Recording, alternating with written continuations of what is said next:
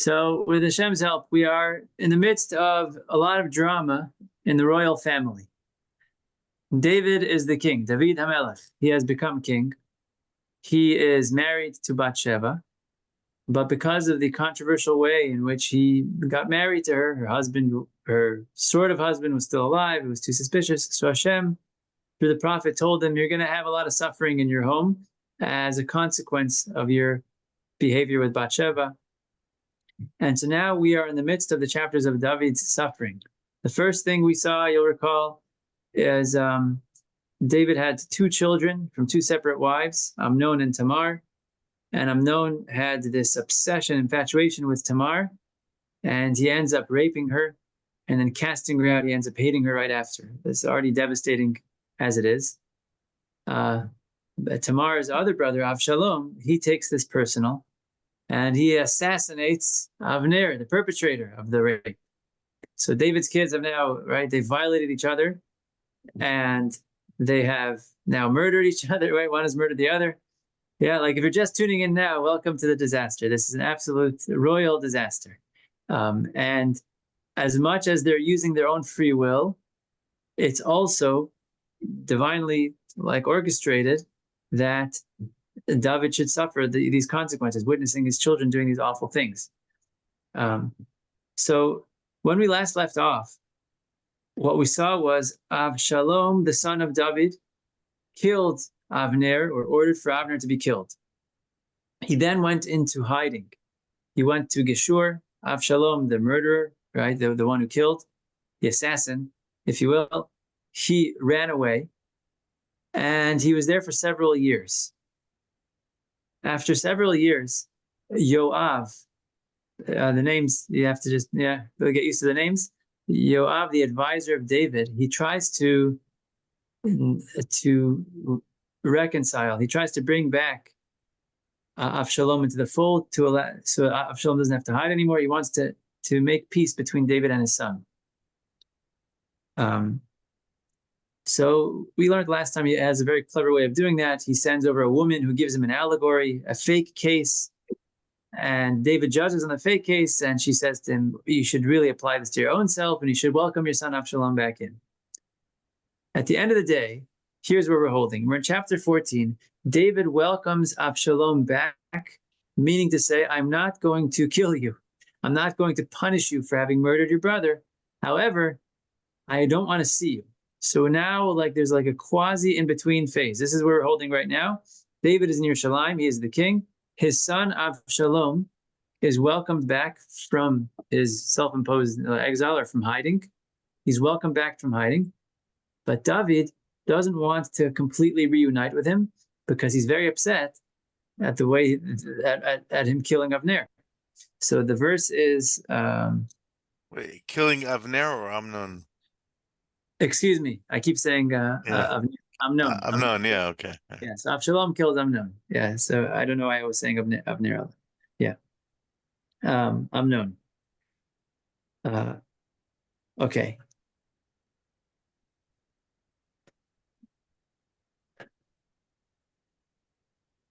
We're in verse, Perek Yudalet 14, verse number 24. Avshalom is welcomed back to Yerushalayim.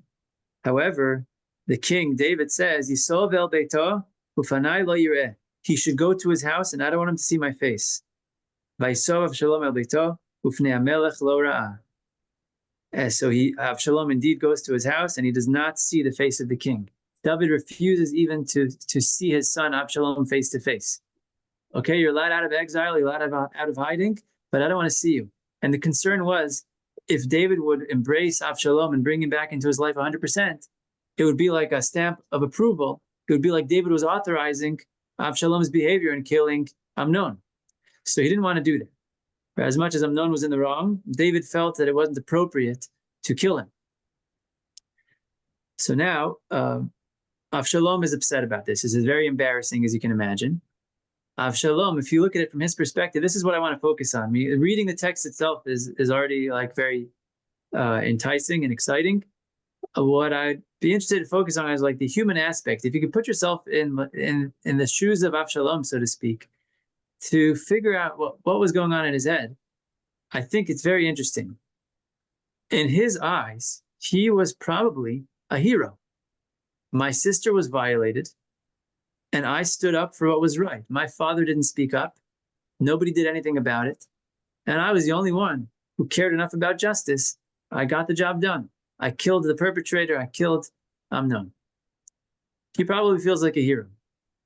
And the consequences of his heroism, he is estranged from his family. His father kicks him out. And now he finally welcomes me back, but he doesn't want to look me in the eye. You can imagine Avshalom, maybe in his mind, is feeling like David is incapable of executing proper judgment. He's misjudging things. He's not capable. It's going to be manifest now in the things we're about to see. That's why I'm suggesting. I don't think it's appropriate in general to just like philosophize about the feelings and emotions of biblical characters if there's no basis in the text. In this case, I think it's very important to understand what's about to happen. It says in verse number 25, Avshalom was, there was nobody as handsome as Avshalom in Israel. It's an interesting expression. From the bottom of his foot to the top of his head, he was the most beautiful man, like a perfect specimen. He had no blemish. And whenever he would cut his hair or shave his head, it says, it would be annually. When his hair would grow heavy, he would cut his hair off and it would weigh 200 shekels of the king's shekalim. So we have like a little interjection. Avshalom had an annual haircut, and he would weigh the hair, and it would weigh 200 shekalim, which is approximately 4 pounds. Very lush hair. Yeah, I could use some of that myself. He didn't. Right? Why did he have such long hair, and why was it only annually? So Chazal tell us from here, Avshalom had accepted upon himself a nazirut, a Nazirite vow. A Nazir abstains from drinking wine, abstains from contaminating to corpses, from tumat met, and also abstains from haircuts. And he took on not just a temporary Nazirut, but a lifetime Nazirut, almost like Shimshon, like we learned about in the past, a lifetime Nazirut. And the rule is with a lifetime Nazir that you're allowed to cut your hair when it becomes heavy upon you, which the Gemara says is once a year.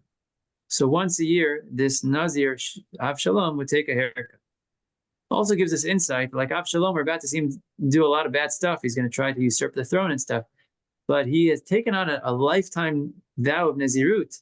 That's a significant thing. Like he, in his own eyes at least, felt like he was a spiritually great person. He was striving to be close to Hashem. He was doing amazing things. So it's very interesting to consider who we're dealing with here. Okay, Avshalom has 3 boys and 1 girl whose name was Tamar. Interestingly enough, Tamar was the sister that he stood up for, and he named his own daughter Tamar as well. Ki hayta isha yifat ma'ir, and she was a beautiful girl. And the pasuk seems to be putting this here. The Mefarshim says to tell us that even though he brought 4 wonderful grandchildren to the world, David was still not ready to welcome him back into his life. Okay, so Avshalom sits in Jerusalem for 2 years and did not see David. So he's getting fed up. So he sends to David's advisor, Yoav, to come to him. Avshalom invites the advisor of David to come. And Yoav refuses because Yoav says, I'm not going to get tangled in this mess. Like, it was enough for me to negotiate the first half of you coming back to Jerusalem, but I don't want to be involved in this. So Avshalom, who is not a pushover, as we have already seen, tells his servants, hey, you see the field of Yoav, which neighbors my field? Ruach Chelkat Yoav El Yadi. V'lo sham serim, he has a field of barley next to my own field. Go set it ablaze, light it on fire. So the servants of Avshalom, Yatzitu Avdei Avshalom et HaChelka ba'esh, they ignite the field of Yoav. So sure enough, Yoav comes running to Avshalom. He says, what's going on over here? Why are you setting my field on fire? So Avshalom says, you're upset at me. I've been inviting you to come. Why did I bother? And you refused to come to see me. Why did I bother coming from Geshur? I should have stayed in Geshur where I was hiding from David. I should have stayed over there. At least over there, people would think maybe the king likes me, or I'm respected in my own right. Here in Yerushalayim, it's more embarrassing for me to stay. Yeah, sure, I'm allowed back in the city limits, but it's clear that the king hates me. I'm not invited to family gatherings. I'm not invited for Shabbat dinner. He doesn't even look at me. It's disgraceful for me to live here. You put me in this awful situation. I want you to advise David to take me back. Let me see the face of the king and let him be the judge. If I am in the wrong, if I have a sin on my hand, he let him put me to death. Like, take me to court and judge me. Right? He was absolutely sure and confident that he was in the right. Avshalom was sure that he was not doing anything wrong. So Yoav is convinced. He comes to David. Vayagedlo, excuse me, and he told David, which means like he probably convinced David to accept him back. Vayikra el Avshalom, vayvo el hamelech, vayishtachelu al apav artza lifnei hamelech, vayishak hamelech leAvshalom. Avshalom is invited back to David. He bows to him, and it says that David kissed Avshalom. But the way that it says it is, Vayishak hamelech leAvshalom. He gave a kiss to Avshalom. Typically, in those days, a kiss between two people who loved each other, even two males, would be a kiss on the mouth, indicating reciprocity, that there's like some give and take, there's a mutual love between us. Vayishak hamelech leAvshalom, that David gave a kiss to Avshalom, implies a level of detachment. It's like he kissed him on his head, or a place that was less personal, because he was indicating like, yes, okay, I'm willing to see your face again, but I'm still not happy with you. Okay, so in David's mind, he's trying to show his son how upset he is about the murder of Amnon. But in Avshalom's mind, you can imagine how he felt. Even if being invited back into the palace, into the king's life, after all his pressure, he's not fully embraced. So therefore, the next verse says, now we're in chapter 15. Rabbi, Yeah. I'm sorry to cut you up. I was just first. I'll shout out to my niece, Tamar. She had her baby boy today. So first, Wow, Mazal yes, thank you. Um, Obviously, the moral thing, right? You could, in the moral aspect is you could understand Avshalom, but was there at any point did he like, he was like a vigilante. He took, took his he didn't allow the judicial process to happen or whatever they had back then. So like, did he not understand David at all? Like So this is a very interesting point you're making. He was a vigilante, and one could argue that he got it right, maybe. Like maybe it was the right thing to take Amnon to task and to punish him. He waited for 2 years before doing anything. Like he stood silently, and he saw that nothing was happening.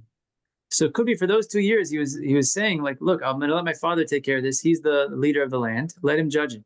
When he saw that the judge wasn't taking care of things, like we just learned in Chanukah, sometimes the lesser people, the non-leaders of the generation, they have to take matters into their own hands. So like maybe in his own mind, like, I'm here as zealot doing the right thing, even though nobody else recognizes it. I'm going to do it. The danger of that is, even if you're right, the mistake that person can make is, if I'm right about this, then I'm right about everything else also. Anytime I have a strong, passionate feeling, it must be I have an authorization to take matters into my own hands. Because the first time I did it, I killed Amnon, I did the right thing. So now the next time, okay, I'm going to burn down Yoav's field. And as we're going to see now in a moment, he's going to take matters into his hand even further, and he's going to really obstruct the judicial process. So I think that he maybe gave time for David to act. When he saw that it wasn't happening, he took matters into his own hands, and he probably felt that that was a go-ahead, a ticket to do it even again and again and again. You have such a thing. I'm not judging right or wrong, but like, what was his name? Mayor Kahana, who had a very, very, right? He was a vigilante, right? He started his own like citizens police force. He had all his opinions about how to deal with the Arabs.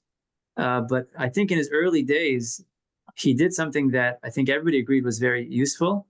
His later opinions were more controversial.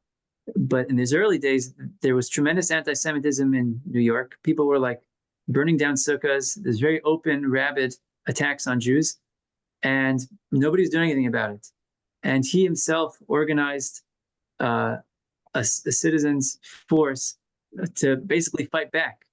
And with this, he was able to overturn the tides, and people stopped messing with the Jews. So that was good, right? But for the rest of his life, though, you can imagine it's probably he felt like he was on the right side. I don't know enough about it to say yes or Yeah, no. yeah. Liat, my wife, and I always debate about Americana, but one thing you will see, he did have a brilliant mind, but at the end of the day, he's been arrested over 70 times. So his Right. passion is a little too far, but yeah, it can go both Exactly. So I ways. mean, Yeah. it's an interesting pattern. If you get one stamp on one thing you did, you might use that as the authorization to do much more. Right. Okay, chapter 15.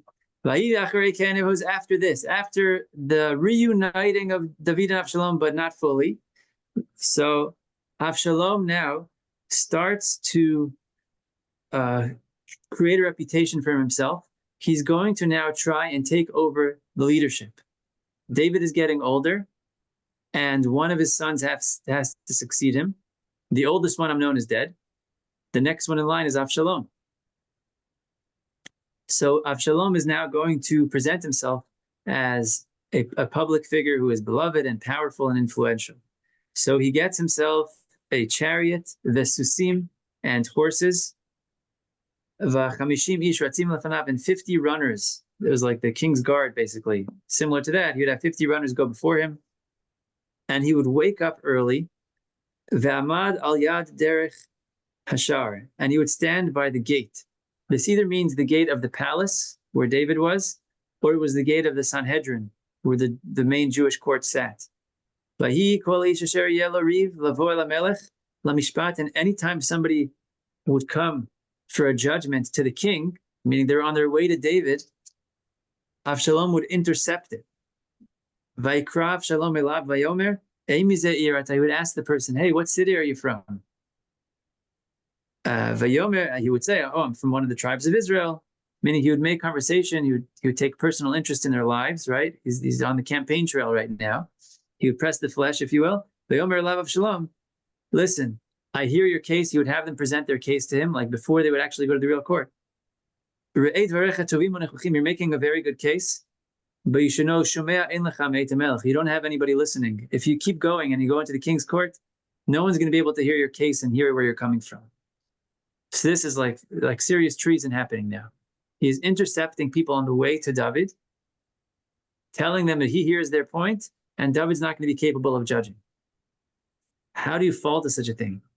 I think it's from everything we've been discussing. He feels that David had really corrupted the justice with Amnon. To be clear, Avshalom is in the wrong here, yeah, as history shows us. But it's just so fascinating to like, how could he go so low? You can imagine all of the speeches he was making and the passion that he felt, and he felt he was so right and so correct. And here he's telling people, David can't help you. He's not good at judgment. He's not going to hear your case. Vayomer, Vayomer Avshalom, mi yisimeni shofet ba'aretz, and Avshalom would say, who would make me? Like, if it could only be that I would be a judge over the land. He didn't say king. If I could be a judge over the land, so people would come to me, and I can righteously judge them. So the Mefarshim here are split. Did he have any pure intentions? Was he totally being evil? I think there's probably a mixture, like in most human beings. And when people would come, so he developed a reputation, and people would now come and they would bow down to Avshalom, or they would intend to. This is verse number 5, Pasuk. Avshalom would not let people bow down to him. He would grab them as they leaned over. He would take them close to him and give them a kiss. Like he was making himself out to be a very benevolent, loving person, a man of the people. Avshalom did this to everybody, anybody who came to the gates of the king. And here's an important line, the end of Pasuk Vav, the end of verse 6. Vayganev Avshalom et lev anshe Yisrael. Avshalom stole the heart of the Jewish people. He stole their heart. Which it's an expression in English, you stole my heart. And when the Pasuk says it, it's not a positive thing. When you steal a heart, that means you're being deceitful. You stole it because it's something that doesn't belong to you. You didn't rightfully earn it. You shouldn't be judging cases. You don't have any authority. You're feigning humility, etc., etc. Right. Okay. But Verse number 7. Yes. Is it also what he did? Not, it was one-sided. He didn't make a judgment in the terms of the Torah to be a disinterested person, to hear both sides. That's an interesting point. Good point. Like here, it sounds like he's talking to one individual, Right. and he's saying, "Yeah, that's a good point. You're not going to have anybody who's going to hear your case." That's actually right, a distortion of justice. It's prohibited for a judge to hear one of the litigants without the presence of the other one. So that's a very good point. You see even further, like in order to gain their favor, he's actually distorting justice and making himself out to be righteous. That's what it seems from the verses. Very good. Okay, pasuk Zayin, number 7. Vahi miketz arba'im shana, was after 40 years. We'll discuss that number in a minute. Avshalom says to the king, David, he goes to his father and he says, I need to go pay a neder to Hashem in Hebron, Bechebron. I need to go pay off one of my vows in Hebron. I want to go bring a sacrifice in Hebron. What is 40 years? We know historically David reigned for 40 years and then he died. And so this cannot be 40 years of David's reign because it's not the last year of his life. As we'll see, he's going to live for at least another 3 years. This is 40 years from the time the Jewish people initially requested a king. When they initially went to Shmuel, the prophet, the very beginning of the book of Shmuel, and they said, let us appoint a king over us. Right? And then Shaul was the first king. It was 40 years since that initial request for a king that this episode is about to take place, which is the episode of Avshalom trying to take over the throne and probably trying to kill his father even. And what it's telling us is, since the initial request to have a king was not pure-hearted, the people were coming from a place of, let us imitate the non-Jews around us, we want to be like everybody else, since it was coming from a not good place. So it's linking these events also with the initial intention of the Jewish people. It's very fascinating. If David survives 3 more years to 40, yes, the numbers are not adding up. Because if it's 40 years since they wanted the king, and Saul was there for a period of time. Yeah. And Saul's son was there for what, 3 years? All right, we have Shaul, then we have and then we have Shaul's son. What was that, for 2 years? 2 or 3. But they overlapped 2 or 3, excuse me. Yeah. Well, I forget the numbers, but David and him over, and Achi, what is it? His name is Bosheth. Ishbosheth, yes, yeah. Ishbosheth reigned, but he overlapped with David. David and Ishbosheth actually reigned simultaneously. So there would be overlapping numbers. David reigned 7 years in Hebron, where Ishbosheth reigns 2 years in the rest of Israel. So those are actually counted already as the beginning of David's. Double that. So it works out. But it's still a little fuzzy. How long was Saul? 2 years. 2 years? Yeah. All that happened in 2 years? Okay. Yeah, yeah. A lot of action. We don't waste any time making crazy things happen. Okay, so it was after 40 years that Avshalom makes this innocent request to his father. Hey, I want to go pay back a neder in Hebron. What was the neder? He said that the Mefarshim explained, when I was in Geshur hiding after killing my brother, I made a vow to God that if he would welcome me back into Yerushalayim, if he would allow me to enter in Yerushalayim, I'll bring a sacrifice to him. So I want to go pay back that sacrifice. I want to go pay up. Why Hebron?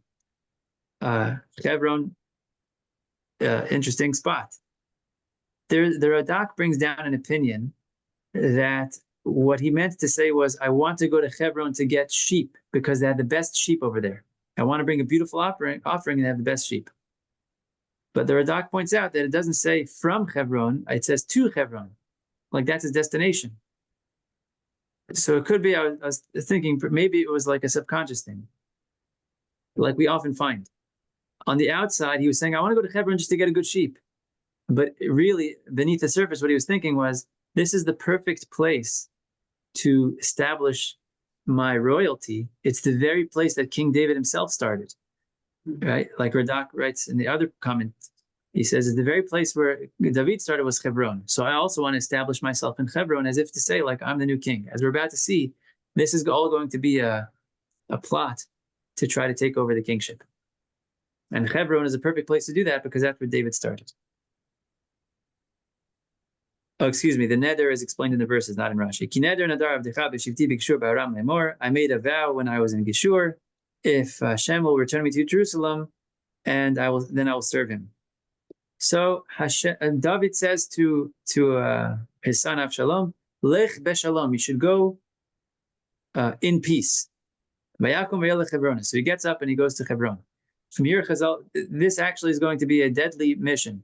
Avshalom's going to go to Hebron. It's going to be an absolute disaster, and he's going to end up dead. Sorry to spoil the ending. He's going to end up dead. Chazal say from here, when you say to somebody, like go in peace, you should not say Lech beshalom. Lech beshalom is what we say to somebody who has died. We should say you should go in peace, meaning you should have a peaceful journey wherever you're headed now in Shemayim. When you're speaking to a living person, you say Lech leshalom with a lamed. You should go to peace, meaning the place where you arrive, you should see peace there, and all your endeavors should be successful. When I say go in peace, it implies that you have nowhere else to go, and it's just you now. You should have a peaceful journey to your final destination. So David, in his blessing to Avshalom, was misspeaking and actually indicated that Avshalom's fate is going to be sealed with this departure. Let's do a drop more, a couple minutes, just a minute or two, yeah? Vaishlach Avshalom meraglim, b'chol shiftei Yisrael lemor. So now Avshalom goes to Hebron as if he's going to repay a sacrifice. In the meantime, he sends out spies or like agents to all the parts of Israel, and he tells them, like they're plants, yeah? He plants them around all the parts of Israel, and he says, when you hear the sound of a shofar, you should start announcing that Avshalom became the king in Hebron, right? So we call that a plant, yeah, a government plant. That's the alleged government plant. So here we have Avshalom's royal plant. I want you to spread the news that I've become king. Ve'et Avshalom, and together with Avshalom, alchu 200 ish miYerushalayim, kru'im ve'olchim letumam. 200 people went from Jerusalem to accompany him. Ve'lo yadu kol davar, and they had no idea what was going on. They thought they were just going to a party of Avshalom's sacrifice. He's making a suda soda, a meal to celebrate the coming back to Yerushalayim. Rashi says, where did he get 200 guests from? David gave him a signed letter from David the Melech, the king himself, that the two people that you invite should go with you. And it was a signed document that, like, if you're one of these two people, please go with my son to accompany him on this small feast he's trying to make. So Avshalom had this document which said, two people should accompany you. And he kept showing it to two people at a time. Two people. And this way he was able to gather 200 people together with him. Again, stealing their hearts, if you will, like tricking them to accompany him. So he has a massive entourage, and they don't even know what they're involved in, right? They're just innocent bystanders.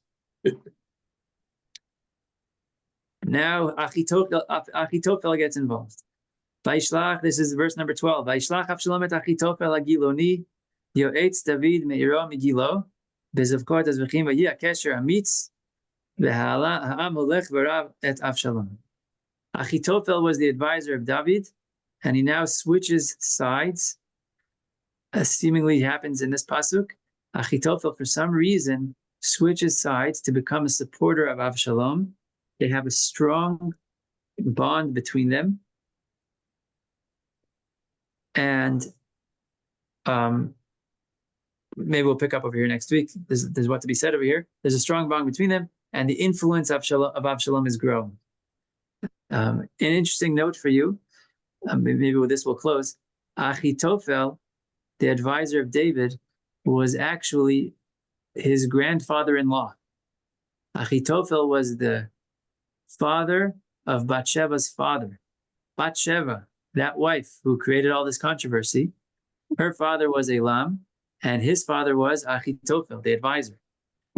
And the Mefarshim here suggests, perhaps, that what upset Achitophel and made him betray David, as we're going to see, there was a big betrayal over here, was perhaps he was upset about the way that David had acquired his granddaughter. Yeah, so like he's now getting payback by people defecting. Okay, a lot of interesting drama over here. God willing, we'll pick up next week with more details, and the rest of the story. Yeah, I'm here for questions. At some point, there's a lot of biblical emphasis on physical beauty. It's throughout the Torah, including the follow-on stuff. Yeah, To me that's a very disturbing type of exposition. It's not physical beauty, but really you want the inner beauty that's we're all talking about. absolutely. Like, are we so superficial that we really are? The looks are everything here. Right. Absolutely, that's a very important topic. Yes. Very important. That's okay. Maybe we'll At some point when we find a good pause, we'll address it. yeah. It's interesting. You find emphasis by Shaul, by King Saul, by David, also by Achitophel, by the women. Right. There's a constant emphasis of their beauty. By Joseph in the Torah portion, right? Right. Yeah, very, very important question. Yeah, I would love to discuss that. Okay, God willing, we'll find an occasion to explore it. All right, until then, have a wonderful night. So good seeing you and learning with you again, and I'll see you next week. Right. Thank Bye-bye. you. All the Stay best. warm. All the best.